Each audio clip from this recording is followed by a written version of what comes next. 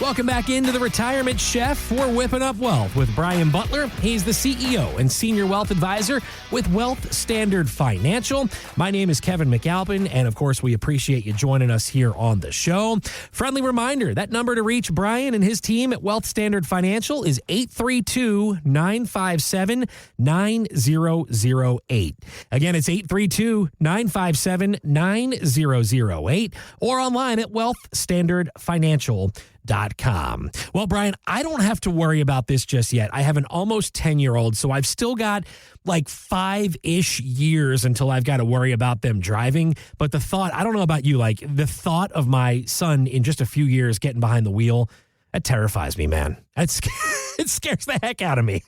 Hey, I'm in the same boat. My daughter will be 9 next month, and the idea of her going from that to being behind the wheel, it's terrifying. Now I see what parents have gone through, and my parents went through. You never stop worrying, and so you just kind of try to prep them for the future. Yeah. I've watched him ride a bike. Sometimes it's not very pretty, so it just scares me. I don't know what's more scary, though, the thought of him getting behind the wheel or the thought of what the insurance bill is going to look like once we do add a child on. That's scary in and of itself, isn't it? I'm more terrified of that insurance bill because think almost 10 years from now or almost 6 or 7 years from now, you know it's going up. Uh-huh. Oh, man. Now, I'm terrified of that. So I got to build that into my financial plan. Exactly right. If you'd like to do the same, give Brian a call. That number is 832-957-9008. We talked a lot earlier in the show about building into your financial plan for the unknown. Well, this is not an unknown. You know this is coming down the road, and that's why Brian is here. 832-957-9008. I bring up the kids driving, though, because it's a whole new world out there. When you and I started driving, we didn't have cell phones. We didn't have technology. We weren't texting while we were driving, which obviously is illegal in a lot of states around the country. But I saw this here recently, Brian. Police are really starting to crack down, and they're doing so, listen to this, with AI traffic cameras. Now, they'll snap a picture, send it to an officer waiting nearby. They will then pull the offender over. So really, it's sort of the combination of humans and technology merging as one. I bring it up because as a financial advisor, you're probably utilizing technology a whole lot more today. So if you could share with our listeners some of the examples of ways you use technology to put retirement portfolios and plans together. Well, technology is one of the greatest things to ever exist and one of the worst things to ever exist. It's all in how you use it. We are huge adopters of technology. I love technology. Anything that's going to make my life easier, to help my clients make their lives easier, is what we try to do. We have tons of software that we have to learn, but just like in a restaurant, Gordon Ramsay can have the same ingredients as me and you, but come up with something totally different. And it's the same thing for software. Software helps, but it doesn't do the planning. It doesn't connect it to what's important to you. And so using tax software, income distribution software, accumulation and investment portfolio, it never ends. We have a laundry list of software. I went through our software stack the other day, and once I got to 10, I was like, wow, I didn't realize I was using this many things. But the way we have them set up, they're so integrated. They give us answers quicker. And then it helps us get data that clients can actually use, because just having data and not knowing what to do with it doesn't help anybody. Mm-hmm. We can get to the data quickly and then apply it to clients' lives and their financial plans. And so technology is one of those things that is going to be ongoing, that we live with. You're not going to get away with it in your working life unless you want to live off the grid, which people are doing left and right. Yeah.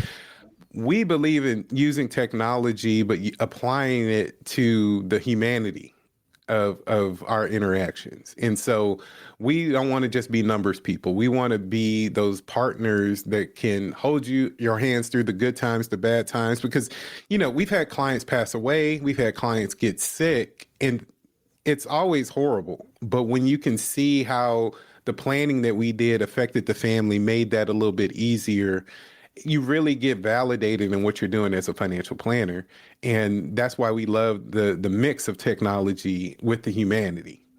Saw a story here recently that younger folks in their 30s and 40s were essentially relying on AI technology. That was their retirement plan. Now, while it is evolving, right, I think we all agree it's becoming a bigger part of all of our lives.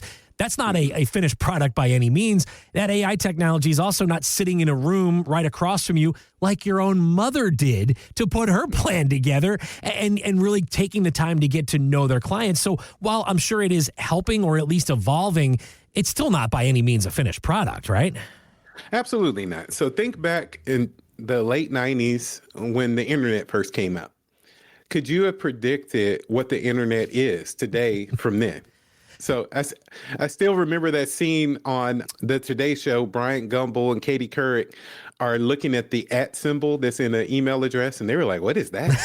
Like, why would I need an email? An email? That makes no sense." And it was a whole segment on the Today Show. Now, I guarantee they probably have 10 or 15 email addresses and can do all kinds of stuff.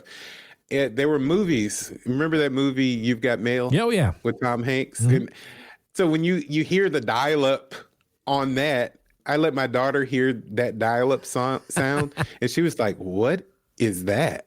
I said, "That's the internet. That's what it used to sound like." Yeah. And so when you're seeing all of this, AI is just in its infancy. People are learning what ChatGPT is and are using it and the other AI tools. But what are you going to do with it? You can't let it take over your life. So, but it's a fun journey, just like the internet was a fun journey, good and bad. Yeah, for sure. You know, it's amazing. I saw this here. You got me just Googling it real quick. The You've Got Mail guy, right? We can all hear that in the back of our heads. All of us who are old enough, we remember that voice. Do you know what he was paid to record that You've Got Mail that is now infamous in our pop culture? What was he paid? $200. $200. Isn't that incredible? That is crazy. I'm still old enough to remember being online, the dial-up, and then mom would pick up the phone to make a call, and it would bump you off. See, kids these days, they just don't know how any of this works, do they? I remember for sure in college hitting a button and then having to go. I went to lunch, then went to basketball practice, came back, and it had just downloaded the document. And so can you imagine that right now? It was something so simple that this took an hour and a half to download. Yeah. Like, what are we doing? It's incredible. Now we can watch TV in our pocket. I mean, it's just, the times have changed. There's no doubt about it. Technology continues to evolve, and it continues to evolve when it comes to retirement planning as well. And it's something that Brian utilizes every single day. We mentioned it just a little while ago, Wealth Flow 360. If you'd like to learn more about Wealth Flow 360, visit them on the website, wealthstandardfinancial.com, or you can give Brian and his team a call today at 832-957-9008. That's 832-957-9008. Well, Brian, I want to shift gears with you here a little bit because I saw a story here about a 73-year-old widow who was waging a 13-year war with her late husband's longtime employer. Now, at the issue was a $53,000 pension, which the company refuses to give her. Why? Well, because he failed to fill out a form that made her the beneficiary upon his death. Now, obviously, that is a big mistake when it comes to the world of estate planning. If you could, Brian, though, fill our listeners in on maybe some other mistakes folks make when it comes to estate planning, and more importantly, how we can avoid ending up like this woman. Well, when it comes to estate planning, it's a huge part of everything you do from a financial planning standpoint. And the way I look at estate planning is really a gift that you're giving to your family and friends, because you're taking some of the stress off of them to try to figure out what you actually wanted. Mm-hmm. Estate planning is defining what you want to happen when you're gone. You're no longer able to make those decisions. So failing to plan is the first step. So just having an idea of what you want to happen. You don't need to figure out exactly how to do it. You just need to figure out what you want. And then get with a partner. Like we talk to people and talk them through everything that they're trying to accomplish and how they can get there. And so then we start to execute.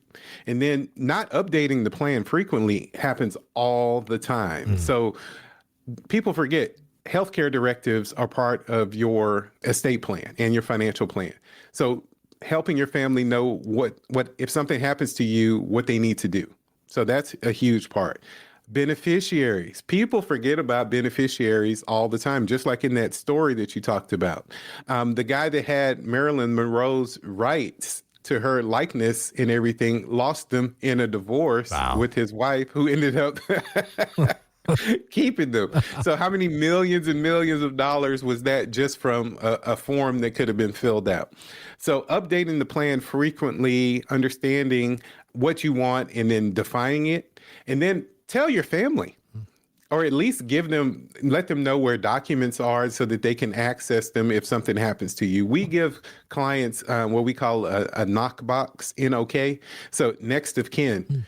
And so we give them a box to where they can have everything organized, all the important documents in their life. It's fireproof, it's waterproof, and they can say, hey, everything's in this box. If something happens to me, go get it. You'll know what to do.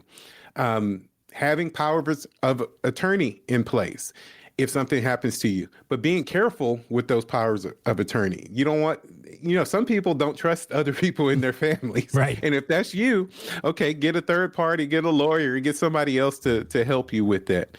And then, people are going to have different types of trust to fund. So you have a couple different ways to look at your estate plan. So you have a will-based estate plan, or you have trust-based estate plans.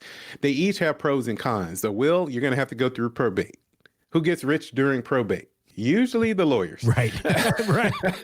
But that's the starting point. Yeah. Then if you want to define things a little bit more, decide who's getting what, when, and have a little bit more definition, you're going to go get a trust-based estate plan, or some combination of both. But understanding what that is, defining it, and then the thing that people don't take into account when they're defining their estate plan is the effect of taxes.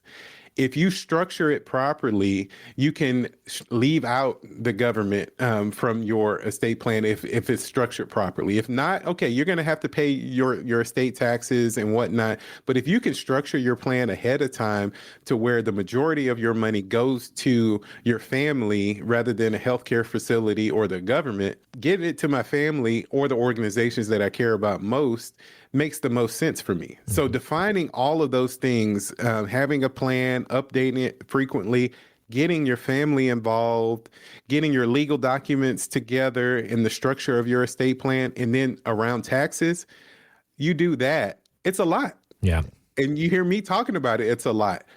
Have a partner, and that's why we build estate planning is a huge part of Wealthflow 360. So we start you with our tax and estate tune-up in Wealthflow 360. That's a detailed structure. So working through projects when you're going through your financial plan is huge, because that's one major project.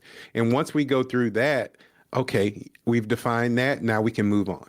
And then we just keep building momentum from there. And let's be honest, Brian, this is not exactly the conversation that you want to have at Thanksgiving dinner, planning for when you're gone. But let's be honest, when it comes to the retirement planning as a whole, this might be one of the more important things folks need to check off their list. Have that conversation.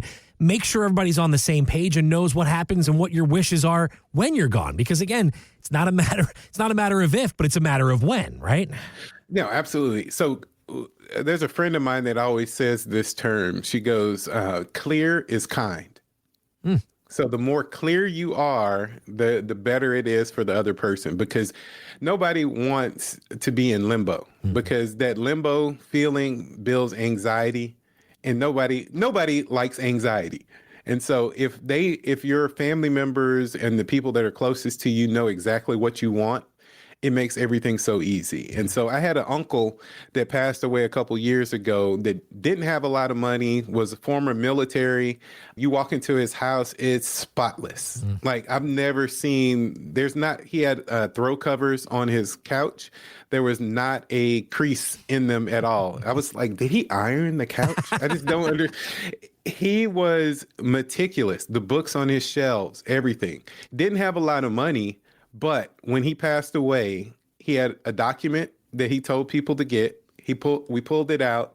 It had everything listed 1 through 20 that he needed done, that it was paid for, that step by step on what they needed to do, his beneficiaries, what they got, documents here, who got what in his house.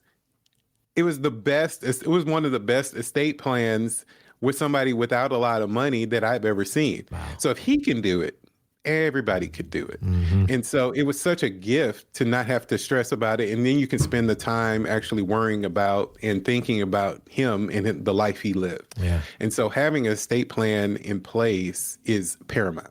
If you'd like more details, how to get that estate plan in place, or anything else that Brian and I have covered over the course of our show, retirement planning, investment managing, of course, insurance, and so much more. Again, it is important to have those conversations. I know it's not the one you want to have, but it's probably the one you need to have. And if you would like more information on that estate planning, give Brian a call today at Wealth Standard Financial. That number is 832-957-9008.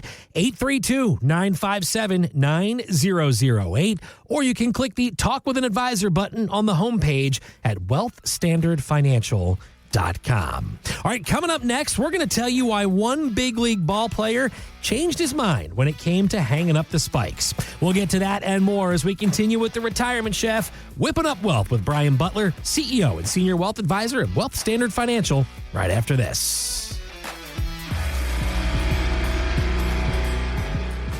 The opinions voiced in The Retirement Chef, Whipping Up Wealth with Brian Butler are for general information only and are not intended to provide specific advice or recommendations for any individual. Past performance is no guarantee of future results. All indices are unmanaged and may not be invested into directly. Investing involves risk, including possible loss of principal. No strategy assures success or protects against loss. To determine what may be appropriate for you, consult with your attorney, accountant, financial, or tax advisor prior to investing. Guests on The Retirement Chef, Whipping Up Wealth are not affiliated with CWM LLC. Investment advisory services offered through CWM LLC, an SEC registered investment advisor.